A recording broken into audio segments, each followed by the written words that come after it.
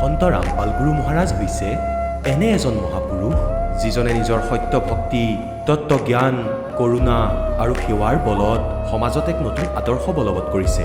সন্ত ৰামপাল গুৰু মহাৰাজৰ নেতৃত্বত তেওঁৰ সকলো সৎলোক আশ্ৰমে কৰা বিস্ময়কৰ সমাজ কল্যাণমূলক কামে সমাজখনক সোণালী ভৱিষ্যতৰ এক নতুন আশা দেখুৱাইছে। সন্ত ৰামপাল গুৰু মহাৰাজৰ পৰা নাম দীক্ষা গ্ৰহণ কৰাৰ পিছত লাখ লাখ লোকৰ কৰ্কট ৰোগ, এইডছ আদি দুৰাৰোগ্য ৰোগ নিৰাময় হ'ল। সন্তজনাৰ জ্ঞানৰ পৰা অনুপ্ৰাণিত হৈ তেওঁৰ অনুগামীসকলে লাখ লাখ ইউনিট ৰক্তদান কৰে। সন্তজনাই লাখ লাখ ভগ্নী কন্যাৰ যৌতুকমুক্ত বিয়াৰ আয়োজন কৰালে। সন্তজনাই লাখ লাখ মানুহক ড্ৰাগছ আসক্তিৰ পৰা মুক্ত কৰিলে। কোটি কোটি ধ্বংসপ্ৰাপ্ত পৰিয়াল শান্তিত লাগিল। সন্তজনাৰ আশ্ৰমত সমাৱেশৰ সময়ত বিনামূলীয়া চকুৰ চিকিৎসা আৰু দন্ত চিকিৎসাৰ ব্যৱস্থা কৰা হয়। সন্ত ৰামপাল গুৰু মহাৰাজৰ দ্বাৰা পৰিৱেশ সুৰক্ষাৰ উদ্দেশ্যে সময়ে সময়ে বৃহৎ পৰিসৰত বৃক্ষৰোপণ কৰা হয়। সন্তজনাই আৰ্তজনক তাৎক্ষণিক সকাহ দিবলৈ এম্বুলেন্স সেৱা আৰম্ভ কৰিছে। সন্তজনাই তেওঁৰ অনুগামীসকলক তেওঁলোকৰ শৰীৰ দান কৰিবলৈ অনুপ্ৰাণিত কৰে, যাতে মানৱতাৰ সেৱা আৰু চিকিৎসা ক্ষেত্ৰত উন্নতি কৰিব পৰা যায়।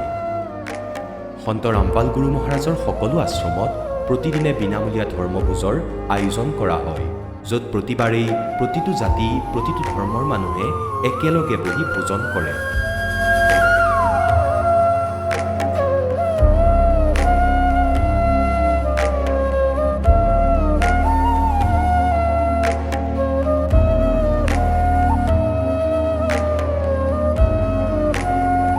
সন্ত ৰামপাল গুৰু মহাৰাজৰ অন্নপূৰ্ণা অভিযানে দৰিদ্ৰ আৰু অসহায় লোকসকলৰ জীৱনত এক নতুন শক্তি আৰু আশাৰ সঞ্চাৰ কৰিছে। ঘৰে ঘৰে খাদ্য সামগ্ৰী আৰু প্ৰয়োজনীয় সাহায্য প্ৰদান কৰি সন্ত ৰামপাল গুৰু মহাৰাজে মানুহক দুখ আৰু অসহায় অৱস্থাৰ সৈতে যুঁজিবলৈ শক্তি প্ৰদান কৰিছে।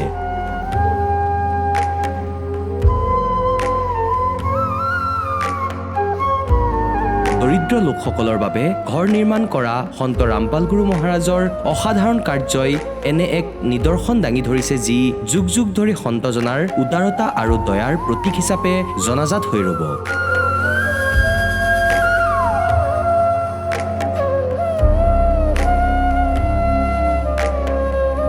সন্ত ৰামপাল গুৰু মহাৰাজৰ আশ্ৰমত সহস্ৰাধিক বৃদ্ধ বৃদ্ধাই শ্ৰদ্ধা আৰু মৰমেৰে জীৱন যাপন কৰাৰ সুযোগ পায়। তেওঁলোকৰ থকা খোৱাৰ আৰু স্বাস্থ্যৰ সম্পূৰ্ণ দায়িত্ব সন্ত ৰামপাল গুৰু মহাৰাজে বহন কৰে। অনাথ শিশুৰ বাবে সন্ত ৰামপাল গুৰু মহাৰাজৰ সকলো আশ্ৰম বিশেষ বৰদানতকৈ কম নহয়, য'ত তেওঁলোকক শিক্ষা, সংস্কাৰ আৰু ভৱিষ্যতৰ বাবে উন্নত সুবিধা প্ৰদান কৰা হয়। বানপানী, ভূঁইকঁপ বা মহামাৰী যিয়েই নহওক, সন্ত ৰামপাল গুৰু মহাৰাজ আৰু তেওঁৰ অনুগামীসকল সদায় আৰ্তজনৰ বাবে আগৰণুৱা হৈ থাকে। ক'ভিড মহামাৰীৰ সময়ত সন্ত ৰামপাল গুৰু মহাৰাজৰ আশ্ৰমৰ পৰা কোটি কোটি লোকক খাদ্য, ঔষধ আৰু জীৱন ৰক্ষক সামগ্ৰী যোগান ধৰা হৈছিল। দুখীয়াক সকাহ কৰাই হওক বা যিকোনো শোষিত বা নিপীড়িত শ্ৰেণীৰ অধিকাৰ আৰু মৰ্যাদাৰ বাবে যুঁজ দিয়াই হওক, সন্ত ৰামপাল গুৰু মহাৰাজে সদায় তেওঁলোকৰ সকলো ন্যায্য দাবী চৰকাৰৰ ওচৰলৈ লৈ গৈছে আৰু তেওঁলোকক উপযুক্ত ন্যায় প্ৰদানৰ ক্ষেত্ৰত গুৰুত্বপূৰ্ণ ভূমিকা পালন কৰি আহিছে। সমাজত আধ্যাত্মিক আৰু সামাজিক মূল্যবোধৰ প্ৰতি সজাগতা অনাৰ প্ৰতিটো পদক্ষেপতে সন্ত ৰামপাল গুৰু মহাৰাজ মানৱতাৰ প্ৰকৃত সেৱক হিচাপে প্ৰমাণিত হৈছে। সন্ত ৰামপাল গুৰু মহাৰাজৰ জীৱনে আমাক শিকাইছে যে প্ৰকৃত সেৱা সেইটোহে যিটো নিস্বাৰ্থভাৱে কৰা হয়। আহক আমিও এই মহান সন্তজনৰ এই মহান সেৱাৰ কামত যোগ দিওঁ আৰু সন্ত ৰামপাল গুৰু মহাৰাজৰ পৰা নাম দীক্ষা লৈ আমাৰ জীৱন ধন্য কৰি তোলোঁ।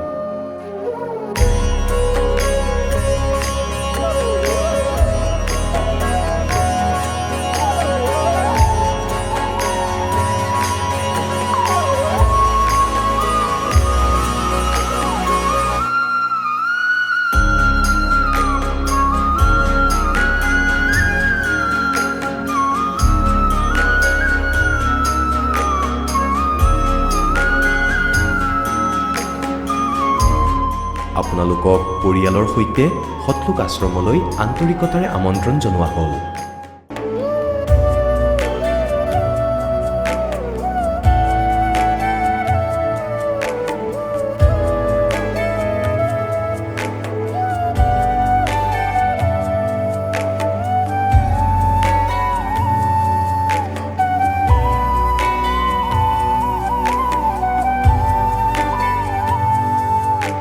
পবিত্ৰ শ্ৰীমদ ভাগৱত গীতা, পবিত্ৰ 4 বেদ, পবিত্ৰ কোৰাণ শ্বৰীফ, পবিত্ৰ বাইবেল, পবিত্ৰ গুৰু গ্ৰন্থ চাহিব আৰু কবীৰ চাহাবৰ পবিত্ৰ বাণীত লুকাই থকা গূঢ় ৰহস্য অৰ্থাৎ তত্ত্বক জানিবলৈ অনুগ্ৰহ কৰি অৱশ্যেই শুনিব জগতগুৰু তত্ত্বদৰ্শী সন্ত ৰামপাল গুৰু মহাৰাজৰ মংগল প্ৰবচন। নমস্কাৰ দৰ্শকসকল, মানুহৰ জীৱনত কেতিয়াবা এনেকুৱা কঠিন সময় আহে যেতিয়া ধন সম্পত্তি, চিকিৎসা বা পৰম্পৰাগত পূজা পাঠেও শান্তি দিব নোৱাৰে। আজি আমি আপোনালোকক শুনাম অসমৰ কামৰূপ জিলাৰ নিবাসী সুজিত টুমুঙৰ এক সত্য কাহিনী। দীৰ্ঘদিন ধৰি শ্বাসজনিত সমস্যাত ভুগি থকা সুজিতে বহু পূজা পাঠ, চিকিৎসা আৰু নানা চেষ্টা কৰাৰ পিছতো কোনো লাভ কৰিব পৰা নাছিল। মানসিক অশান্তি আৰু আৰ্থিক সংকটে তেওঁৰ জীৱন সম্পূৰ্ণ ভাঙি পেলাইছিল। কিন্তু জীৱনৰ সেই অন্ধকাৰ সময়তেই সদগুৰুৰ কৃপাই তেওঁৰ জীৱনত নতুন পোহৰ আনিলে। সন্ত ৰামপাল গুৰু মহাৰাজৰ পৰা নাম দীক্ষা গ্ৰহণ কৰি শাস্ত্ৰসন্মত সদভক্তি আৰম্ভ কৰাৰ পিছত তেওঁৰ জীৱনত কেনেদৰে পৰিৱৰ্তন আহিল, আহক শুনো সুজিত টুমুঙৰ মুখেৰেই তেওঁৰ জীৱনৰ বাস্তৱিক কাহিনী। নমস্কাৰ ছাৰ। নমস্কাৰ ছাৰ, আপোনাৰ শুভ নামটো? মোৰ নাম সুজিত টুমুং ছাৰ। আপুনি ক'ৰ পৰা আহিছে? মই অসম কামৰূপ মেট্ৰ'ৰ পৰা আহিছোঁ ছাৰ। আপুনি সন্ত ৰামপাল গুৰু মহাৰাজৰ পৰা নাম দীক্ষা কেতিয়া লৈছিল? মই সন্ত ৰামপালজী মহাৰাজৰ পৰা নাম দীক্ষা ছাৰ 2018 ডিচেম্বৰ 20 তাৰিখে লৈছিলোঁ ছাৰ। আপুনি সন্ত ৰামপাল গুৰু মহাৰাজৰ পৰা নাম দীক্ষা লোৱাৰ আগতে অন্য কিবা সাধনা কৰিছিলনে? ছাৰ, মই কাৰ্বি সম্প্ৰদায়ৰ পৰা যিহেতুকে কাৰ্বি সমাজত প্ৰচলিত প্ৰধানকৈ দেৱাহাল পূজা আৰু শ্ৰাদ্ধ আদিকে কৰি এই সমাজত প্ৰচলিত নিয়ম যেনেকুৱা দুৰ্গা পূজা আহিলে দুৰ্গা পূজা আৰু শিৱ পূজা আহিলে শিৱ পূজা আৰু এইবোৰকে কৰি মানি চলি আহিছিলোঁ ছাৰ। ছাৰ, আপুনি জনালে যে যিহেতু আপুনি আপোনাৰ সমাজত প্ৰচলিত আটাইবিলাক পৰম্পৰাগত সাধনা কৰি আছিলে, সেই সাধনাৰ দ্বাৰা আপোনাৰ কিবা লাভ হৈছিলনে? ছাৰ, মই তাৰ পৰা একোৱেই লাভ দেখা নাপালোঁ, যাৰ কাৰণে মই আজি জগতগুৰু সন্ত ৰামপাল মহাৰাজৰ চৰণত আহিব লগা হ'ল। আৰু বৰ্তমান যি আপুনি সন্ত ৰামপাল গুৰু মহাৰাজৰ পৰা নাম দীক্ষা লৈ ভক্তি সাধনা কৰি আছে, ইয়াৰ দ্বাৰা কিবা লাভ হৈছেনে? ছাৰ, ইয়াৰ পৰাতো মই গুণাব নোৱাৰিম, ইয়াৰ পৰাতো লাভ মোৰ বহুতো হৈছে। যিখিনি মোৰ মনত আছে সেইখিনিকে কৈছোঁ। মই শ্বাসজনিত বহুত ডাঙৰ ৰোগ এটাত আক্ৰান্ত হৈ আছিলোঁ ছাৰ, আৰু এক শ্বাস দিয়াৰ পিছত আৰু ছেকেণ্ড শ্বাস আহিবনে নাই তেনেকুৱা মাৰাত্মক ৰোগত ভুগি আছিলোঁ ছাৰ। এই সন্ত গুৰু মহাৰাজৰ পৰা নাম দীক্ষা লৈ যি গুৰু মন্ত্ৰ পাইছিলোঁ সেইবোৰ নাম জাপ কৰি আজি সেয়াৰ পৰা মুক্ত হৈ আজি আপোনালোকৰ ওচৰত খাৰা হৈ আছোঁ ছাৰ। ছাৰ, সঁচাকৈ এইটো ভাবিব লগা কথা, এজন সন্তৰ পৰা নাম দীক্ষা লোৱাৰ পিছতে আপুনি শ্বাসজনিত যি মাৰাত্মক ৰোগত ভুগি আছিলে তাৰ পৰা আপুনি পৰিত্ৰাণ পাইছে। আপুনি ইয়াৰ বাবে উন্নত মানৰ চিকিৎসা কৰিব লাগিছিল। বৰ্তমান যিহেতু আধুনিকতা এই যুগত আমাৰ চিকিৎসা পদ্ধতি উন্নত, ডক্টৰৰ কাষলৈ যোৱা হ'লে হয়তো আপুনি ঠিক হ'ল হয়। আপুনি ডক্টৰৰ কাষলৈ গৈছিলনে? মই ডক্টৰৰ ওচৰতো গৈছিলোঁ ছাৰ। ডক্টৰৰ ওচৰত যাই ৰোগৰ আৰোগ্য গ্ৰহণ কৰিব নোৱাৰিলোঁ, লাভ নাপালোঁ। সেয়েহে মই পৰমেশ্বৰে দিয়া যিটো গুৰু মন্ত্ৰ আছিল, গুৰু সন্ত ৰামপালজী মহাৰাজদেৱ, তেওঁৰ মন্ত্ৰ জাপ কৰাৰ পিছতে মোৰ এই ৰোগৰ পৰা আৰোগ্য হ'লোঁ ছাৰ। ছাৰ, সঁচাকৈ আচৰিত কথা, এজন সন্ত বৰ্তমান সময়ত হিচাৰ কাৰাগাৰত বন্দী আছে, তথাপি তেখেতৰ পৰা নাম দীক্ষা লৈ আপোনালোকে মাৰাত্মক ৰোগৰ পৰা পৰিত্ৰাণ পাইছে। প্ৰকৃততে সন্ত ৰামপাল গুৰু মহাৰাজে আপোনালোকক এনেকুৱা কি ভক্তি বিধি প্ৰদান কৰে যাৰ দ্বাৰা নেকি ইমানবোৰ লাভ পাবলৈ সক্ষম হৈছে? আজিৰ দিনত জগতগুৰু সন্ত ৰামপালজী মহাৰাজৰ বাহিৰে কোনো সত্য ভক্তি প্ৰচাৰ কৰা নাই ছাৰ। যিবোৰ আগতে আমাৰ লাখ লাখ গুৰু এতিয়াও ভাৰতবৰ্ষত আছে, তেওঁলোকে সকলো শাস্ত্ৰ বিৰুদ্ধ জ্ঞান দি আহি আছে সকলো সমাজক ছাৰ। গতিকে তেওঁলোকৰ পৰা একো লাভ নাপায় মানুহে। যে মই এতিয়া পৰমেশ্বৰ স্বৰূপ আমাৰ সন্ত ৰামপালজী মহাৰাজৰ মন্ত্ৰ জাপ কৰি তেওঁৰ পৰা নাম দীক্ষা লৈ যি মন্ত্ৰ তেওঁ দিছে, তেওঁৰ মন্ত্ৰৰ পৰা বহুত লাভ পাইছোঁ ছাৰ। আৰু সেই অন্য কি লাভ পাইছে সেই সন্দৰ্ভত অলপ জনাওকচোন। এনেতো ছাৰ, মোৰ আৰ্থিকভাৱে দুৰ্বল আছিলোঁ বহুত। আগলৈকে পৰিয়ালটো কেনেকৈ চলিম বা কেনেকৈ মই আগৰ ছিষ্টেমবোৰ আগুৱাই লৈ যাম, সেইবোৰ একোৱেই মই আওভাও পোৱা নাছিলোঁ ছাৰ। গতিকে আৰ্থিক হিচাপে দুৰ্বল আছিলোঁ যদিও এতিয়া তেওঁৰ চৰণত অহাৰ পিছত যি মন্ত্ৰ জাপ কৰে বিধিমতে, শাস্ত্ৰ বিধিমতে কাম চলি আছে এতিয়া। আৰু শাস্ত্ৰ বিধিমতে ভক্তি প্ৰদান কৰাৰ পিছত যি গুৰু মন্ত্ৰ পাইছোঁ, সেই মন্ত্ৰৰ পৰাই আমাৰ বহুত লাভ হৈছে। কেনেকৈ সংসাৰ চলি আছে এতিয়া নিজেই ক'ব নোৱাৰোঁ ছাৰ। এনেই মুঠতে চলি থকা যেন, ওপৰতে চলি থকা যেন লাগে। আগতেতো বহুত ভাৰী লাগিছিল ছাৰ, আজিকালি অলপো তেনেকুৱা ভাৰ অনুভৱ কৰা নাই ছাৰ। ছাৰ, আপুনি যিবোৰ কথা ব্যক্ত কৰিছে বিশ্বাস কৰিবলৈ কঠিন হৈ পৰিছে এই মুহূৰ্তত, যিহেতু আপুনি ক'লে যে সন্ত ৰামপাল গুৰু মহাৰাজে বৰ্তমান সময়ত শাস্ত্ৰ অনুকূল ভক্তি বিধি প্ৰদান কৰি আছে। আমাৰ ভাৰতবৰ্ষত যিহেতু লাখত লনা আধ্যাত্মিক গুৰু আছে, সেইসকলেতো শাস্ত্ৰমতে ভক্তি বিধি প্ৰদান কৰি আছে। আপোনাৰ এই কথাষাৰত আমাৰ দৰ্শকসকলে কেনেকৈ মানি ল'ব যে বৰ্তমান সময়ত সন্ত ৰামপাল গুৰু মহাৰাজে শাস্ত্ৰমতে ভক্তি বিধি প্ৰদান কৰি আছে, বাকী ধৰ্মগুৰুসকলে শাস্ত্ৰমতে ভক্তি বিধি প্ৰদান কৰি থকা নাই? হয় ছাৰ, ভাৰতবৰ্ষতো লাখৰ তাদাদত গোটেই গুৰু ভৰি পৰি আছে। গতিকে তেওঁলোকে শাস্ত্ৰবিধি অনুসাৰে কোনো ভক্তি প্ৰদান কৰিব পৰা নাই। যিজনে জগতগুৰু সন্ত ৰামপালজী মহাৰাজ দেৱে প্ৰচাৰ কৰিছে আজি। সকলো বেদ, গীতা, বাইবেল, 6 শাস্ত্ৰ, 18 পুৰাণৰ পৰা প্ৰমাণ কৰি তেওঁ আঙুলিৰে দেখাই দেখাই সকলোকে প্ৰমাণ কৰি শাস্ত্ৰবিধি হিচাপে ভক্তি সকলোকে প্ৰদান কৰি আছে ছাৰ। ছাৰ, আৰু অন্য কিবা লাভ পাইছে নেকি আপুনি? এনেকুৱা লাভটো ছাৰ মই বহুতো পাইছোঁ, কিন্তু মই গুণাব নোৱাৰিম। এতিয়া যিখিনি মনত আছে তাকে কৈছোঁ যে মোৰ ঘৰত মানে আৰ্থিক হিচাপে মানে অলপ দুৰ্বল আছিলে ছাৰ। ভৱিষ্যত জীৱনটো মানে কেনেকৈ কটাম বা আগৰ ফালে কি প্ৰচেছিঙত চলি যাম, কাৰণ মোৰ একো প্ৰণালী নাছিলে চলি খাবৰ। তাত মানে বহুত কষ্টৰে মানে চলি আছিলোঁ। গতিকে সন্ত গুৰু সন্ত ৰামপালজী মহাৰাজ দেৱৰ পৰা নাম দীক্ষা লোৱাৰ পিছত কেনেকুৱা চলি আছে, কেনেকুৱাকৈ ঘৰখন চলি আছে, আজি একোৱেই ধৰিব পৰা নাই। সেইটো এটা মোৰ বহুত ডাঙৰ লাভ। আৰু এনেকুৱা চলি থকাৰ অৱস্থাত মোৰ মাজতে কাম বনৰো মানে অসুবিধা হৈ গৈছিলে। এনেকুৱা মানে ৰোগত আক্ৰান্ত হৈ গৈছিলোঁ, যিটো মোৰ ভৰিৰ বিষ বুলি হৈছিলে। খোজকাঢ়িব নোৱাৰা হৈ আছিলোঁ ছাৰ। তেতিয়া মই যি কৰ্মটো আছিলোঁ সেই কামটো কৰিব নোৱাৰা অৱস্থাত আছিলোঁ ছাৰ। তেতিয়া ভাবিছিলোঁ মই কি কাম কৰিম, আৰু মইতো এনেকুৱাকৈ ডাঙৰ পৰা উঠা বহা কাম কৰিবই নোৱাৰোঁ, ভৰিৰ বিষত মানে উঠিব নোৱাৰোঁ। গতিকে সেইখিনি সময়তে এজন অটো ৰিক্সাৱালাই মোক ৰৈ আছিলে আগৰ ফালে গৈ, যে আপুনি আজিৰ পৰা মোৰ গাড়ীখনে চলাবা, তেনেকুৱা বুলি মোক মানে তেওঁ ক'লে। যে মই গম পালোঁ যে পৰমাত্মাই মোৰ কথা কেনেকৈ শুনি ল'লে, আৰু লগতে মোক গাড়ী এখন আগৰ ফালে লৈ যায় আগুৱাই ৰাখি দিছে, যে তুমি আজিৰ পৰা এইখন গাড়ীখনে চলাবা বুলি মোক সেই ড্ৰাইভাৰজনে ক'লে। আৰু সেইটো এটা মোৰ কাৰণে বহুত ডাঙৰ লাভ ছাৰ। গতিকে এইবোৰ অসম্ভৱ বুলি মই ভাবি লওঁ ছাৰ। এইজন মাত্ৰ সন্ত গুৰু ৰামপালদেৱ আশীৰ্বাদতেই হৈছে, আৰু বাকী কৰোঁ পৰা নহয় বুলি মই ভাবোঁ ছাৰ। আগতে আপুনি কি কৰিছিলে ছাৰ? আগতে মই দোকান দিছিলোঁ ছাৰ। দোকানৰ পৰা বিশেষটো লাভালাভ পোৱা নাছিলোঁ। দোকান দিছিলোঁ যদিও মই মানে সিমান লাভ কৰিব নোৱাৰিছিলোঁ ছাৰ। গতিকে মই আৰু কোম্পানী এটাত কাম কৰিছিলোঁ। ছাৰ, যিহেতু আপুনি জনালে যে সন্ত ৰামপাল গুৰু মহাৰাজৰ পৰা নাম দীক্ষা লোৱাৰ পিছতে আপুনি বিভিন্ন প্ৰকাৰে লাভ পালে, শাৰীৰিকভাৱে হওক বা আৰ্থিকভাৱে হওক। যিসকল দৰ্শকে আজি আপোনাক এই টিভি চেনেলত প্ৰত্যক্ষ কৰি আছে, তেওঁলোকক আপুনি কি বাৰ্তা দিব বিচাৰে যাতে তেওঁলোকেও আপোনাৰ দৰেই উপকৃত হ'ব পাৰে? মই সকলো শ্ৰদ্ধা ভক্তি কৰা সকলো লোককে জনাব বিচাৰিছোঁ, আজি এইখন পৃথিৱীত জগতগুৰু হিচাপে সন্ত ৰামপালজী মহাৰাজ আহিছে। তেওঁৰ পৰা নাম দীক্ষা ল'ব লাগে আৰু সত্য ভক্তি প্ৰদান কৰি আছে। সকলোৱে সত্যক জানি, সকলো গীতা, বেদ, কোৰাণ, বাইবেল সকলোৰে প্ৰমাণ কৰি মালিকে আজি গুৰু মহাৰাজ সন্ত ৰামপালদেৱে আঙুলিয়াই আঙুলিয়াই দেখাই সকলোকে জ্ঞান কৰাই আছে। আৰু সেই জ্ঞান কৰাৰ পিছত মই যেনেকুৱা আৰোগ্য লাভ কৰিছোঁ আজি, আৰু যিবোৰ মই লাভ আজি পাইছোঁ গুৰুজী মহাৰাজ সন্ত ৰামপালজী মহাৰাজৰ দয়াত, গতিকে এইবোৰ সত্য ভক্তি, সত্য আচৰণ কৰি আপোনালোকেও সত্য সন্ধানত যদি আহে, তেতিয়াহ'লে বেদ, পুৰাণ, গীতাৰ অনুসাৰে আপোনালোকে ভক্তি কৰিলে, গুৰু মহাৰাজে প্ৰদান কৰা জ্ঞান গ্ৰহণ কৰিলে নিশ্চয় আপুনিও মোৰ দৰে লাভান্বিত হ'ব পাৰিব। ছাৰ, আমি জানিব পাৰিছোঁ যে আপোনালোকৰ গুৰু সন্ত ৰামপাল গুৰু মহাৰাজ হাৰিয়ানা প্ৰান্তৰ নিবাসী হয়।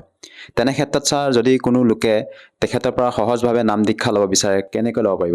হয় ছাৰ, নাম দীক্ষা ল'বলৈ আজিকালি বহুত সহজ হৈ পৰিছে। সকলোৰে হাতে হাতে মোবাইল থাকে, আৰু ইউটিউব চেনেলত চাৰ্চ কৰিলেই হ'ল সন্ত ৰামপালজী মহাৰাজ বুলি। সেই তাতে চলি থকা সৎসং পোৱা যায়। তাৰ তলতে নাম্বাৰ আছে, সেই নাম্বাৰতে ডায়েল কৰি আপুনি নামদান ল'ব পাৰে। ওচৰত নিকটতম নামদান চেণ্টাৰ আছে, তাৰ পৰা নামদান লৈ আপুনি নিজক উপকৃত কৰিব পাৰে, লগতে আপোনাৰ পৰিয়ালৰো উপকৃত কৰিব পাৰে। ধন্যবাদ ছাৰ। ধন্যবাদ ছাৰ। দৰ্শকসকল, আপোনালোকে শুনিলে সন্ত ৰামপাল গুৰু মহাৰাজৰ পৰা নাম দীক্ষা প্ৰাপ্ত কৰি সুখী হোৱা ভকতৰ অনুভৱ। এতিয়া চাওক জগতগুৰু তত্ত্বদৰ্শী সন্ত ৰামপাল গুৰু মহাৰাজৰ মংগল প্ৰবচন। এতিয়া আপোনাৰ সন্তান আছে বা নাই যদি পুণ্যাত্মাসকল সঁচা বুলি মানিবা। পৰমাত্মাৰ বিধান জগততকৈ বেলেগ। ভগতৰ নিয়ম বেলেগ হয়, জগতৰ নিয়ম সিহঁতৰ মতে হয়। ইয়াতে জন্ম লৈ ইয়াতে মৃত্যু হোৱাটোৱেই তেওঁলোকৰ নিয়ম, কিন্তু ভগতে ইয়াৰ পৰা পিছ এৰুৱাব বিচাৰে। গতিকে যিসকলৰ সন্তান নাই তেওঁলোকে একেবাৰে চিন্তা কৰিব নালাগে, তেওঁলোকৰ এয়া ফাইনেল গেম, সঁচা বুলি মানা। কিন্তু আমাৰ মনে নামানে, কালে ইমান প্ৰেৰণা ভৰাই থৈছে, ইমান প্ৰেছাৰ ভৰাই থৈছে। ভনীসকলে ভাবে যে আমাক বাজি বুলি ক'ব। বাজি নহ'লেও ডক্তৰ এগৰাকী ভনীয়ে ডক্তৰক কৈ আছিলে কোনো কষ্ট নাই, কিন্তু সন্তানো নাই। গতিকে এয়া ভগৱানৰে দয়া। তথাপিও পৰমাত্মাই আৱশ্যক বুলি ভাবিলে আপোনাক সন্তানো দিব, এনেকুৱা কথা নহয়। কাৰণ মই দেখিছোঁ 25 বছৰ 27 বছৰ হৈ গৈছে বিয়া হোৱাৰ। আজি সেই ভনীক যজা ল'ৰা ছোৱালী দি থৈছে দুটাকৈ। এজনক 56 বছৰ আয়ুসত এজনী ছোৱালী হৈছিল আৰু ভাবিছিল যদি এটা পুত্ৰ হ'লহেঁতেন, আৰু তেওঁ 56 বছৰ আয়ুসত দীক্ষা লৈছিলে, ভগৱানে ল'ৰা দিলে। তেওঁলোকে ল'ৰা ছোৱালী বিচাৰে, ভগৱানৰ প্ৰতি কোনো লেনদেন নাই। সেইবাবেই পৰমাত্মাই কয় ভক্তিটো কৰিবাই, কিন্তু সকলো নিয়মৰ সৈতে পৰিচিত হ'ব লাগে। আৰু উচিত বুলি ভাবিলে তেওঁ সন্তান দিব, কিমান সময় লাগিব, কেইবাটাও সন্তান দিব আপোনাক। কিনো কথা হ'ল। কিন্তু পুণ্যাত্মাসকল আপোনাৰ উদ্দেশ্য মুক্তি পোৱাটো হ'ব লাগে। যদি আপুনি বৰবালা আশ্ৰমলৈ আহে আৰু আপুনি ভক্তি কৰিব বিচাৰে, ঠিকেই আছে। ভগৱান কোনো বালক নহয়, পৰমাত্মা অজ্ঞাত নহয়। তেওঁ কি নাজানিব? যিজন মোৰ শৰণলৈ আহিছে তেওঁ কি ৰোজ দিব লাগে। যদি ডক্তৰৰ ওচৰত এডমিট হোৱা, আণ্ডাৰ ট্ৰিটমেণ্টত আছা, ডক্তৰে জানে এনেকুৱা ৰোগীক কোনটো ঔষধ দিব লাগে। আৰু ডক্তৰে কিবা ঔষধ দিলে যদি ৰোগীয়ে কয় মোক এইটো নহয় এইটো দিয়ক, ডক্তৰে নিদিয়ে। যদি কোনোবা নকৰি মূৰ্খ বহি থাকে, সি দিব পাৰে তাক মাৰিবলৈ, কিন্তু প্ৰকৃত ডক্তৰে সেইটোহে দিব যিটো তেওঁৰ হিতাৰ্থে হয়। গতিকে আপোনাকো সেইটোৱে দিব যিটো আপোনাৰ হিতৰ বাবে হ'ব আৰু গেৰাণ্টি পাব। যদি আপুনি বিচৰাটোৱে আপোনাক হানি কৰে তেন্তে ভগৱানে নিদিয়ে। আহা বা নাহাই সঁচা বুলি মানি লোৱা। যি প্ৰসংগ চলি আছে যে সত্য যুগত পৰমাত্মা হঠকৃত নামেৰে আহিছিল, ত্ৰেতাত পৰমাত্মা মুনীন্দ্ৰ নামেৰে আহিছিল, আৰু মুনীন্দ্ৰ নামেৰে যেতিয়া আহিছিলে সেই আত্মাই যি সত্য যুগত আছিলে, এই গংগা বিদ্যাধৰ ব্ৰাহ্মণ আৰু দীপিকা নামৰ সিহঁতে আগলৈ বেদ গীজ ব্ৰাহ্মণ আৰু চুৰীয়া নামৰ আত্মা হ'ল। তাৰপিছত পৰমাত্মাই সিহঁতো নিসন্তানী আছিলে, এনেকৈ কমলাৰ ফুলৰ ওপৰত পাইছিল, উঠাই লৈ গৈছিল। কুমাৰী গাই দ্বাৰা প্ৰতিপালন হ'ল তেওঁৰ। এতিয়া ত্ৰেতা যুগত যেতিয়া পৰমাত্মা আহিল, তেওঁ কিছু লীলা কৰিলে।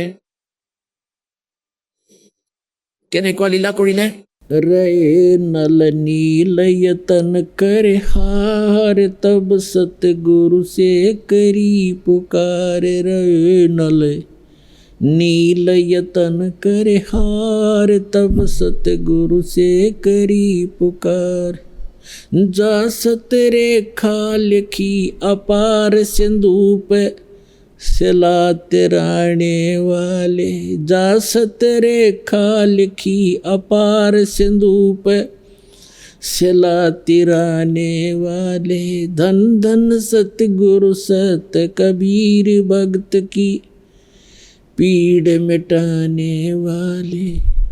भक्त की पीड़ मिटाने वाले, भक्त की पीड़ मिटाने वाले। धन धन सतगुरु सत कबीर भक्त की पीड़ मिटाने वाले। এতিয়া কি কৈছে? যেনেকৈ আপোনালোকে ৰামায়ণত শুনিছে, পঢ়িছে বহুত, যে সমুদ্ৰৰ ওপৰত দলং বনোৱাৰ যি পৰিক্ৰমা আছিলে বহুত প্ৰকাৰে শুনিছিলোঁ। কেতিয়াবা কোনোবাই কৈছিলে শ্ৰীৰামে সমুদ্ৰত শিল উপঙাই দিছিলে, আৰু কোনোবাই কৈছিলে হনুমানে শিলৰ ওপৰত ৰাম নাম লিখি দিছিলে, সেইবাবে উপঙিছিলে। কোনোবাই কৈছিলে নল আৰু নীলৰ হাতত এনেকুৱা শক্তি আছিলে সিহঁতে চুলে পাথৰ নুডুবে, সেইবাবে উপঙিছিল। এয়া হ'ল মিশ্ৰিত জ্ঞান, ইনকমপ্লিট নলেজ। কোৱা হয় অল্প বিদ্যা ভয়ংকৰ। এয়া আধৰুৱা জ্ঞান আছিল যাৰ কোনো আঁতিগুৰি নাই। এতিয়া নল নীলৰ বাবে উপঙক, অথবা শ্ৰীৰামৰ বাবে উপঙক, অথবা হনুমানে শ্ৰীৰাম বুলি লিখিছিল সেইবাবে উপঙক। কোনটো হ'ব ফাইনেলটো কৰা? এতিয়া ফাইনেল হ'ব। এই নল নীল কোন আছিলে?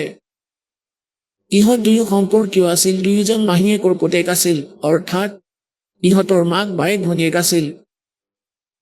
আৰু এওঁলোকৰ তিনিটাপৰ এক ভয়ংকৰ দোষ আছিল, সেইকাৰণে মেণ্টেল হৈছিল। সকলো ঋষিৰ দ্বাৰা আৰু উদ্ধাৰ কৰা সকলো জৰা ফুকা কৰা অথবা যিমানবোৰ বৈদ্য আছিলে সকলোকৰে ভাগৰি গৈছিল। তেতিয়া ঋষি মহৰ্ষিসকলে ক'লে এওঁলোকৰ ভাগ্যত দোষ আছে, এয়া গোটেই জীৱন থাকিব, এওঁলোকৰ ভাগ্যত লিখা আছে, ইয়াক কোনেও সলনি কৰিব নোৱাৰে।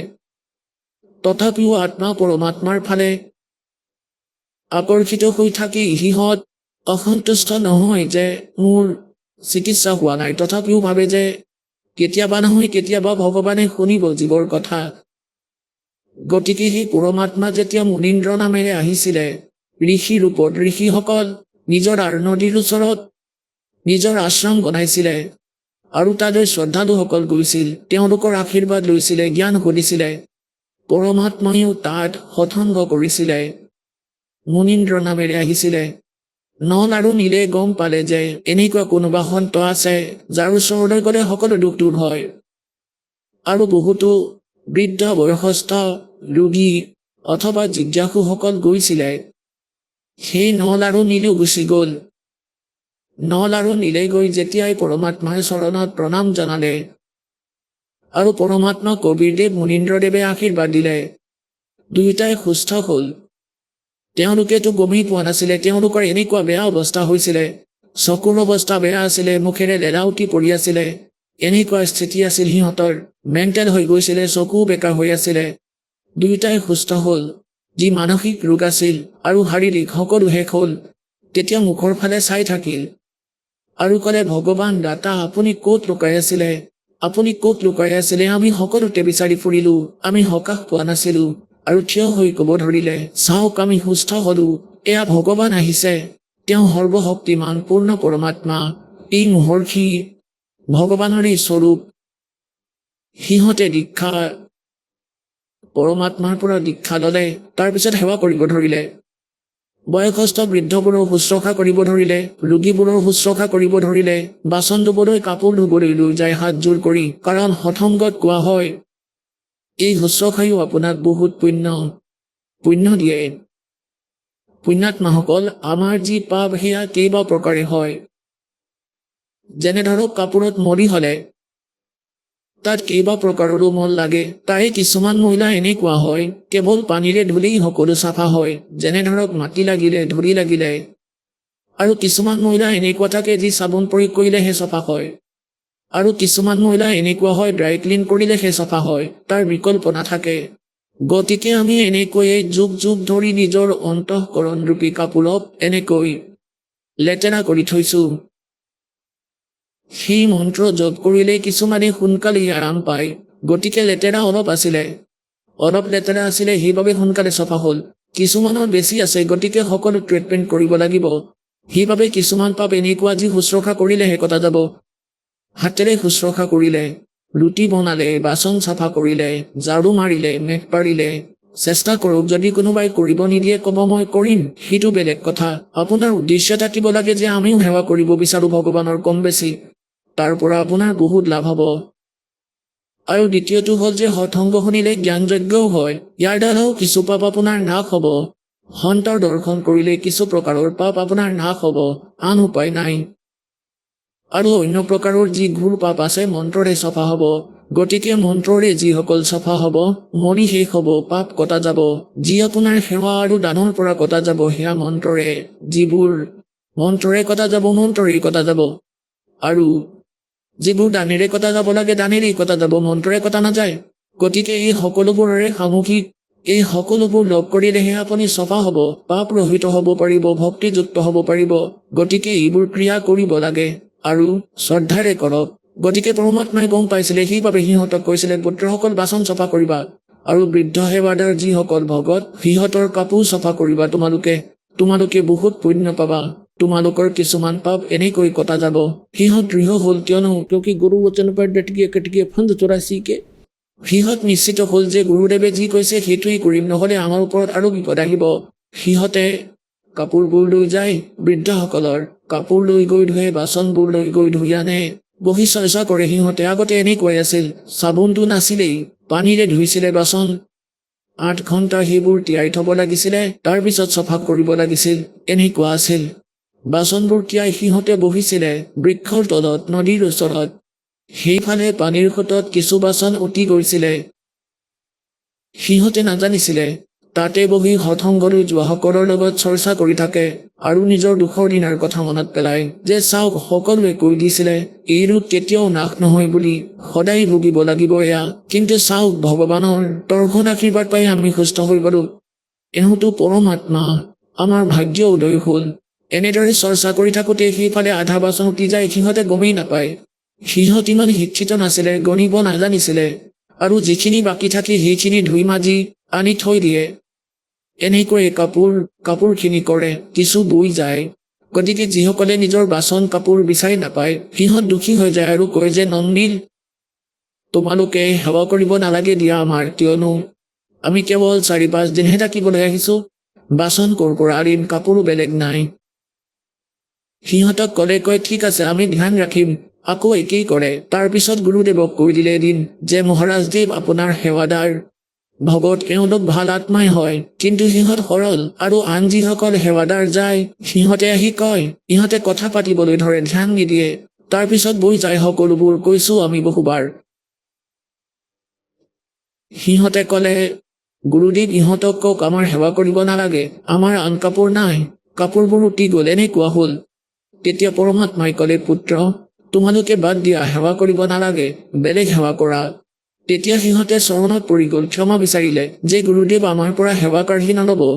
সিহঁতে ভয় খালে গুৰুদেৱে খং কৰা বুলি, আকৌ বিপদ আহিব বুলি। এই সেৱা নকৰিলে, গতিকে চৰণত পৰি বেয়াকৈ কান্দিব ধৰিলে। সিহঁতে ভয় খাইছিলে যদি সেই বিপদ আকৌ আহে তেন্তে মৰি থাকিব। পৰমাত্মাইও বুজি পালে, তেওঁ অন্তৰ্যামী, ক'লে কোনো কথা নাই, তোমালোকে সেৱা কৰা সেৱা, আৰু আশীৰ্বাদ দি দিলে যে আজিৰ পৰা পাথৰো নুডুবে তোমালোকৰ হাতৰ পৰা। কাপোৰ বাচন নো কি, এতিয়া আৰু একোৱেই নুডুবে।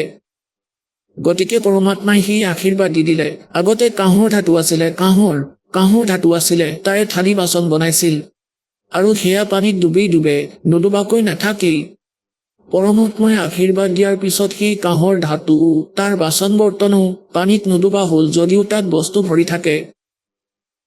আৰু বস্ত্ৰবোৰ য'ত থৈ দিয়ে তাতেই থাকি যায়। সিহঁতে উঠালেহে উঠে, নহ'লেতো তাৰ পৰা উঠাবই নোৱাৰে।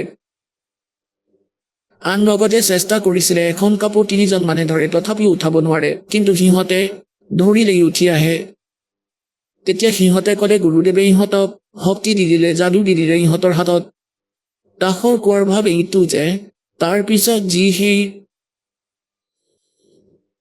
তাৰপিছত কি হ'ল, যি সময় অলপ আছে, গতিকে সংক্ষিপ্ততেই কম। গতিকে যেতিয়া লংকালৈ যাবলৈ শ্ৰীৰামচন্দ্ৰদেৱ যাব বিচাৰিছিল, সীতা দেৱীক তাৰ পৰা ৰক্ষা কৰি আনিবলৈ, তেওঁৰ সন্মুখত সমস্যা আহিল যে সমুদ্ৰত ৰাস্তা নাই। সৈন্যক কেনেদৰে লৈ যাব? সেই সময়ত আপোনালোকে চিৰিয়েলতো দেখিছে চাগে, তাত এবুকু পানীত থিয় হৈ শ্ৰীৰামে 3 দিন তপস্যা কৰিছিল সমুদ্ৰক যে মোক ৰাস্তা দিয়া। যেতিয়া সমুদ্ৰই ৰাস্তা নিদিলে, কোৱা হয় লক্ষ্মণক কৈছিলে, লক্ষ্মণ মোক অগ্নি বাণডাল দিয়া, এই বদমাছে মোৰ মুখৰ কথা নামানিব। যেতিয়া সেই কাঁড়ডাল সমুদ্ৰলৈ মাৰিব বিচাৰিছিলে, অগ্নি বাণডাল, তেতিয়া সমুদ্ৰই ৰূপ ধাৰণ কৰি, ব্ৰাহ্মণ এজনৰ ৰূপ ধাৰণ কৰি বাহিৰলৈ আহিল আৰু ক'লে, প্ৰভু, হে মালিক, মোক নজ্বলাব, সমগ্ৰ পৃথিৱীৰ ভাৰসাম্য বেয়া হৈ যাব। ইয়াৰ ভিতৰত নাজানো কিমান জীৱই বসবাস কৰি আছে, হৰণ পাইছে, সকলো নষ্ট হ'ব, আপুনিও পাপৰ ভাগী হ'ব। এটা ইমান ডাঙৰ গাঁত হৈ যাব, আপুনি তেতিয়া কোনো প্ৰকাৰে যাব নোৱাৰিব। আপুনি এনেকুৱা এটা কাম কৰক যাতে সাপো মৰক আৰু লাঠিও নাভাঙক। শ্ৰীৰামচন্দ্ৰদেৱে ক'লে, কোৱা, সেইটো কেনেকুৱা ধৰণৰ উপায়, কোৱা মোক। আপোনাৰ সৈন্যৰ মাজত নল আৰু নীল নামৰ 2জন আপোনাৰ সৈন্যৰ ভিতৰত আছে, শিল্পকাৰো হয় তেওঁলোকে নিজৰ গুৰুদেৱৰ পৰা প্ৰাপ্ত কৰা এক শক্তি আছে হাতত, তেওঁলোকৰ হাতত পাথৰো ডুব নাখায়। আপুনি সিহঁতৰ সহযোগ লওক। নল আৰু নীলক মতা হ'ল। নল নীলক সুধিলে যে তোমালোকৰ কি তোমালোকৰ হাতত এনেকুৱা কিবা শক্তি আছে? সেইদিনা সিহঁত গৰ্বিত হ'ল, অহংকাৰ হ'ল সিহঁতৰো, যে হয় আছে। তেন্তে কিবা ট্ৰাইল দেখুওৱা। নন্দীৰে এটা পাথৰ উঠাই দুইজনে এটা পাথৰ উঠালে আৰু থলে, দুয়োটাই ডুবিল। আকৌ উঠাই আনিলে, সি দুটাও ডুবিল।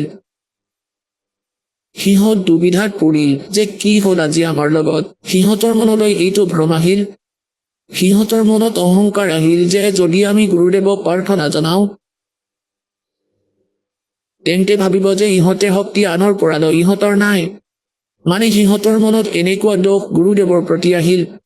গতিকে পৰমাত্মাই কয়, সেই সময়ত সেইজনে ক'লে, কি নাম আছিলে, বিপ্ৰ ৰূপধাৰী সমুদ্ৰই ক'লে যে নন্দী, তোমালোকে আজি আচৰিত কৰি দিলা, আজি তোমালোকে গুৰুদেৱক মনত নেপেলালা, সেইবাবে তোমালোকৰ এই হানি হ'ল। মনত পেলোৱা তোমালোকৰ সেই গুৰুদেৱক মনত পেলাইহে কিবা কাম কৰিব লাগে, তেতিয়া সেই সফল হয়। নন্দিলেও বুজি পালে এই কথা। গতিকে পুণ্যাত্মাসকল, পৰমাত্মাই কয় कि जैसे माता गर्भ को रख यतन बना और ठेस लगे तो छन होए तेरी ऐसे भक्ति जावे। যেনেকৈ কোনো ভনীয়ে গৰ্ভধাৰণ কৰিলে তেওঁহে জানে কেনেকৈ সাৱধানে চলিব লাগে। ৰাতি বাগৰ সলালে ভয় খাই যাতে কষ্ট নাপায়, মোৰ লাডৰ যাতে একো কষ্ট নহয়, চলা ফুৰা কৰিলেও বহুত সাৱধান হয় যাতে ভৰিখন পিছল নাখায় আৰু মোৰ গৰ্ভ নাশ নহয়। গতিকে কোৱা হয়, যিদিনাখনে এই সৎভক্তি পূৰ্ণ সন্তৰ পৰা পাবা, তেতিয়া ভক্তিৰূপী এনেকুৱা লাল আপোনাৰ আত্মাৰ মাজত বনিবলৈ আৰম্ভ কৰে। আৰু সেইটোলৈ ইমান সাৱধানে চলিব লাগিব যেনেকৈ जैसे माता गर्भ को रख यतन बना और ठेस लगे तो छन होए तेरी ऐसे भक्ति जावे। নাশ হৈ যাব ভক্তিৰ। তাৰপিছত কান্দি থাকে সেই ভনীয়ে, তেওঁৰ পেট নভৰে, যাৰ গৰ্ভ নাশ হয়। তাৰপিছত আকৌ গৰ্ভধাৰণ কৰক বা নকৰক। সেইবাবে পুণ্যাত্মাসকল, নন্দিলে এনেকুৱা ভুল কৰিলে, তাৰ শাস্তিও পালে। তাৰপিছত পৰমাত্মাক মনত পেলালে। रे नल नील यतन कर हार तब सतगुरु से करी पुकार। रे नल नील यतन कर हार तब सतगुरु से करी पुकार। जा सतरे खाल की अपार सिंधु पे सिला तिराने वाले। जा सतरे खाल की अपार सिंधु पे सिला तिराने वाले। धन धन सतगुरु सत कबीर भक्त की पीर मिटाने वाले। তেতিয়া পৰমাত্মা গ'ল। যেতিয়া সিহঁতে হৃদয়ৰে মনত পেলালে, আৰু ৰামকৃষ্ণ কোন আছিল, এওঁলোককতো আমি এনেই সুপ্ৰিম পাৱাৰ বুলি মানি আছিলো, এওঁলোকেতো সিহঁতে পৰমাত্মাকেই মনত পেলায়। আৰু গৰীব দাসদেৱে কৈছে कि राम कृष्ण सतगुरु सहजादे এওঁলোকতো পৰমাত্মাৰ এই মৰমৰ আপোনালোকতকৈও ভাল, তেওঁৰ মৰমৰ সন্তান। কিন্তু ইহঁত ভ্ৰমিত হ'ল, কাৰো দ্বাৰা বন্দী হ'ল, সিহঁতে মানিবলৈ মান্তি নহয়। কিন্তু কোনো পিতৃ মাতৃৰ সন্তান যদি বেয়া পথে যায়, ভুল কৰে ডাঙৰ ডাঙৰ, তথাপিও তেওঁলোকৰ হৃদয়ত ঠাই তেনেকৈ থাকে যে আমাৰ এইটো পুত্ৰ, আমাৰ এই পুত্ৰী, সেই মমতাটো আছেই। গতিকে পৰমাত্মাৰ বিষয়ে গৰীব দাসদেৱে কৈছে যে कि राम कृष्ण सतगुरु सहजादे और भक्ति है तीनों होए प्यादे। কোৱা হয়, तीनों देवा कमल दल बसे এই তিনিওজন দেৱতা আমাৰ কমলৰ ভিতৰত থাকে। और ब्रह्मा विष्णु महेश और प्रथम इनकी वंदना फिर सुन सतगुरु उपदेश। তাৰপিছত ৰামে দেখিলে আৰু ক'লে যে সমুদ্ৰ, এয়া নল নীলৰ দ্বাৰাও সিদ্ধ নহ'ল। এতিয়া কি হ'ব? ভগৱানলৈয়ে মনত পেলাই প্ৰাণীয়ে শেষত। এতিয়া তেওঁৰো দুখ নিবাৰণ কৰিবলগীয়া আছিলে শ্ৰীৰামচন্দ্ৰৰো, আৰু নল নীলকো শিক্ষা দিব আছিলে। আমাৰ বাবে প্ৰমাণ এৰিবলগীয়া আছিল যে অযথা কথা নচলিব এই ভক্তি মাৰ্গত, আজীৱন সাৱধান হ'ব লাগিব। যেতিয়া পৰমাত্মা দূৰৰ পৰা অহা দেখিলে, তেতিয়া কোনোবাই সুধিলে যে এইজন কোন মহৰ্ষি মহাত্মা আহি আছে। নল নীলৰ নজৰ পৰিল, এয়াতো গুৰুদেৱ আহিছে, সৎগুৰু আহিছে। গৈ তেওঁৰ চৰণত দণ্ডৱত প্ৰণাম কৰিলে। তেতিয়ালৈকে ভগৱান ওচৰ চাপিল। তেতিয়া শ্ৰীৰামচন্দ্ৰদেৱে ক'লে যে ভগৱান, মহৰ্ষিদেৱ, মোৰ বহুত বিপদ হৈছে, সকলো কথা শুনালে। পৰমাত্মাই ক'লে মই জানো, আৰু ক'লে যে কি দুৰ্ভাগ্য মোৰ, আজি আপোনাৰ এই শিষ্যসকলৰ হাততো কোনো শক্তি নাই, এওঁলোকৰ হাতেৰেও পাথৰ উপঙি থকা নাই, মোৰ দুৰ্ভাগ্য। তেতিয়া পৰমাত্মাই ক'লে যে ইহঁতৰ হাতেৰে আৰু এতিয়া উপঙি নাথাকিও, কাৰণ ইহঁতৰ অহংকাৰ হৈছে।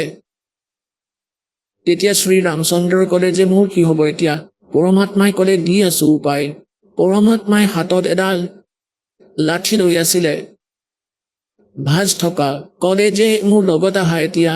এখন বহুত ডাঙৰ পাহাৰ আছিল, সেই পাহাৰখনৰ চাৰিওফালে পৰমাত্মাই নিজৰ লাঠিৰে টাগুনডালেৰে ৰেখা এডাল টানিলে আৰু ক'লে ইয়াৰ ভিতৰত থকা পাথৰবোৰ মই পাতল কৰি দিলো, লোৱা আৰু দলং বনোৱা।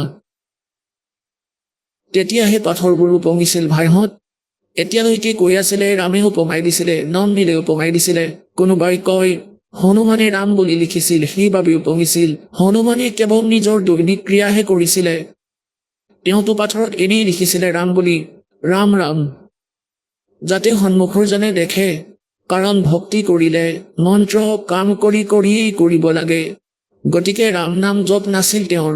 সেই লিখি থোৱা ৰাম শব্দটো যদি সন্মুখৰজনে দেখে, তেতিয়াতো দুবাৰ হ'লেও ৰাম ৰাম ক'বই। এইটোৱেই ক্ৰিয়া আছিলে, বাকী ৰাম নামেৰে সেইটো উপঙা নাছিলে। अब कहते हैं जगत का पेखना पेख्या धनी का नाम ना लेखा। এতিয়া ইজনে আনজনৰ কথা কৈ আছে, তেওঁ এইটো কৰিলে, তেওঁ সেইটো কৰিলে, কৰাজনৰতো উল্লেখেই নাই। গতিকে এই প্ৰকাৰে ত্ৰেতা যুগত আহিছিলে সেই ভগৱান মুনীন্দ্ৰ ৰূপত পৰমাত্মা। সেই সময়ত নন্দিৰক সুস্থ কৰিলে আৰু শ্ৰী ৰামচন্দ্ৰৰ যি পাহাৰৰ সমান দুখ আছিলে সেই দলং বনালে। আৰু পৰমাত্মাই কয় ধৰ্মদাস দেৱক বুজাই যে তুমি এই ৰামকৃষ্ণক ভগৱান বুলি মানিছা কি আধাৰত? তেওঁলোকৰ এটা দুটা সৰু সুৰা লীলা দেখি কেনেকুৱা যে শ্ৰীকৃষ্ণক তুমি ৰাম বুলি মানিলা, ভগৱান বুলি মানিলা, কিয়নো তেওঁ গোবৰ্ধন পৰ্বত দাঙি দিছিলে, যাক গিৰিৰাজ বুলি কয়। কিন্তু আপোনালোকৰ পুৰাণে কয়, আপুনি নিজে কথা শুনাই যে শেষনাগে সমগ্ৰ সৃষ্টি দাঙি ধৰি আছে। এই সমগ্ৰ সৃষ্টি লোক গ্ৰহ উপগ্ৰহ এখন পাহাৰ ডাঙোতেই যদি ভগৱান বুলি মানিছা, তেন্তে শেষনাগক পৰমাত্মা বুলি কিয় নামানা? আৰু আকৌ আপুনি এইটো কথা শুনিছে শ্ৰীৰামৰ তাত দ্ৰোণাগিৰি পৰ্বত উঠাই আনিছিলে এই হনুমানে, দ্ৰোণাগিৰি পৰ্বত আনিছিল, তেন্তে হনুমান কিয় ভগৱান নহয়? কি বুলি কয়